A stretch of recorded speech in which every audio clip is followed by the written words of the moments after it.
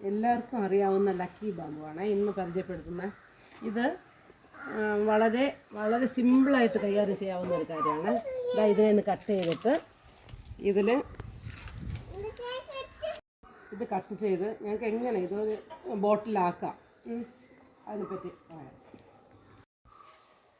ചിലർ ഈ അളവിൽ കട്ട് ചെയ്യാറുണ്ട്.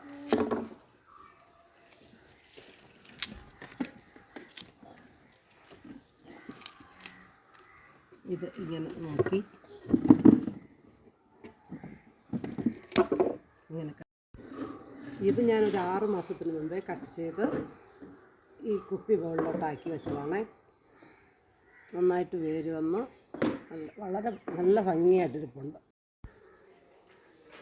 ലക്കി ബാമ്പുവിൻ്റെ മറ്റൊരു സവിശേഷത ഇതിന് നല്ല ഫ്ലെക്സിബിളാണ്. ഇത് ഏത് തരത്തിൽ വേണമെങ്കിലും ഇങ്ങനെ നടഞ്ഞ് പല ഷേപ്പിലാക്കാൻ ഇതിന് നല്ലൊരു പ്രത്യേകതയുണ്ട്.